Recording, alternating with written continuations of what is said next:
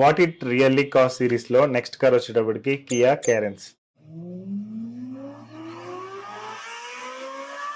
So ఈ మధ్య కాలంలో కియా కార్స్ కి చాలా క్రేజ్ అనేది పెరుగుతుంది. అంతకు ముందు మారుతి అని, టాటా అని వీటి మీద ఎక్కువ ఉండేవాళ్ళు. బట్ కియా కార్స్ కూడా ఈ మధ్యన బాగా పర్ఫార్మెన్స్ ఇస్తున్నాయి.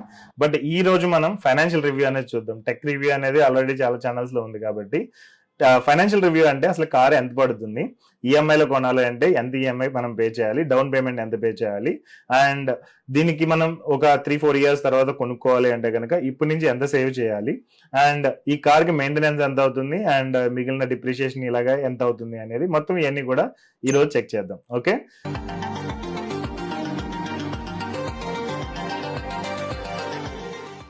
ఈ రోజు కియా క్యారెన్స్ 7 సీటర్ గురించి డిస్కస్ చేద్దాం. 7 సీటర్ లో ఈ కాస్ట్ లో ఐ థింక్ బడ్జెట్ కార్స్ చాలా తక్కువ ఉన్నాయి. ఇది one of the cheap car అని మనం అనుకోవచ్చు. So at very low cost we can buy this. So ఈ కార్ కొనడానికి అప్రాక్సిమేట్ మీ దగ్గర 15 lakhs ఉంటే you can buy this car. లేదంటే ఒక 25,000 అరౌండ్ ఈఎంఐ మీరు పే చేయగలిగినా కానీ you can own this car. So price breakup చూసుకుంటే కనుక అప్రాక్సిమేట్ ఎక్స్ షోరూమ్ ప్రైస్ అనేది 11 lakhs ఉంది. And registration expense 2 lakhs and insurance 55,000 ఇంకా అదర్ చార్జెస్ ఇవన్నీ కలిపి అప్రాక్సిమేట్ 13.7 lakhs దాకా అవుతుంది. సో ఆన్ అరౌండ్ మనం చూసుకుంటే కొంచెం వర్షన్స్ అవి మారుతూ ఉంటాయి కాబట్టి అప్రాక్సిమేట్ 13.7 lakhs నుంచి ఒక 16 lakhs మధ్యలో మీకు కాస్ట్ అవుతుంది. దీనిలో ఎలక్ట్రిక్ వర్షన్ అనేది లేదు. Either petrol, CNG or diesel versions లో ఒకటి మీరు చూస్ చేసుకోవాల్సి ఉంటుంది. ఈఎంఐ చూసుకుంటే మీరు ఒక 3 లక్షలు డౌన్ పేమెంట్ కట్టగలిగితే కనుక అప్రాక్సిమేట్ 22,755 దాకా ఈఎంఐ అవుతుంది. లెట్స్ అస్యూమ్ 23,000 అవుతుంది. ఇది 5 years కి. సో అరౌండ్ 10% ఇంట్రెస్ట్ దగ్గర మీరు చూసుకుంటే 10.7 lakhs principal amount and approximate 3 lakhs interest అవుతుంది. సో ఆన్ అరౌండ్ 3.65 lakhs దగ్గర మీరు ఈ కార్ ను ఓన్ చేసుకోవచ్చు.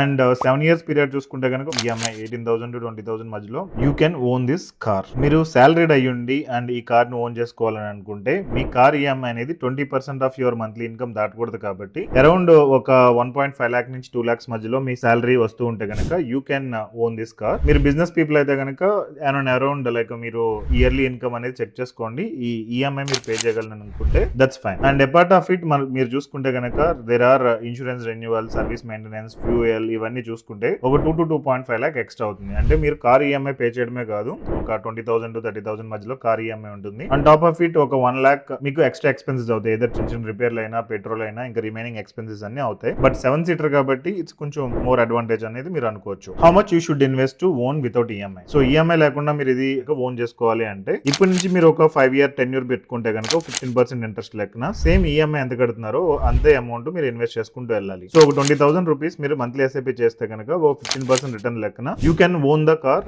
Without any kind of EMI. So EMI తో కొనాలా, టోటల్ క్యాష్ తో కొనాలా, డబ్బులు ఉంటే అని అడిగితే కనుక యూజువల్లీ ఐ డూ రికమెండ్ మీరు ప్రాపర్ ఇన్వెస్ట్మెంట్స్ చేస్తుంటే కనుక ఈఎంఐ లో వెళ్ళడమే మీకు బెటర్ ఆప్షన్ ఉంటుంది. సో ఇక్కడ 7% అనేది రికరింగ్ డిపాజిట్ అండ్ 15% అనేది మ్యూచువల్ ఫండ్స్ లో ఇన్వెస్ట్మెంట్ అన్నట్టు. సో మంత్లీ ఎస్ఐపి ఎంత చేయాలనేది నేను ఇక్కడ అమౌంట్ ఇచ్చాను. ఓకే, అండ్ అదే మీ దగ్గర లంసమ్ అనుకుంటే కనుక హాఫ్ ద అమౌంట్ మీ దగ్గర ఉండాలి. అంటే 15 lakhs కాబట్టి 7.5 lakh మీ దగ్గర ఇప్పుడు అమౌంట్ ఉండి అది 15% రిటర్న్ వచ్చే దగ్గర ఇన్వెస్ట్ చేస్తే కనుక 15 lakhs మీరు ఆ టైంలో అచీవ్ అవుతారు. సో ఆ టైంలో కార్ వాల్యూ అనేది పెరిగినా మేబీ ఓ 2-3 లక్షలు పెరిగినా కానీ you can manage that. So final conclusion ఏంటంటే యూ హ్యావ్ 2 options. ఒకటి ఏంటంటే ఇన్స్టెంట్ ఓనర్షిప్. ఇప్పుడు మీ దగ్గర ఒక 3 లక్షలు ఉంటే వెళ్ళి కార్ కొనేయచ్చు, ఎందుకంటే 20,000 ఈఎంఐ కాబట్టి you can manage it. But general గా నేను చెప్పేది ఒక 1 to 3 years డిలే చేయండి అండ్ ప్రాపర్ గా మనీ అనేది అక్యుములేట్ చేసుకోండి. సో దట్ ఈఎంఐ బర్డెన్ అనేది మీకు ఉండదు. అండ్ 1.5 lakh కంటే తక్కువ ఇన్కమ్ ఉంటే better avoid buying the car. So అప్పటి వరకు కొంచెం మేనేజ్ చేయండి. Try to earn more money so that మీకు ఆ స్ట్రెస్ అనేది లేకుండా ఉంటుంది. సో ఎవరిదైతే బిగ్ ఫ్యామిలీస్ ఉంటాయో లైక్ 7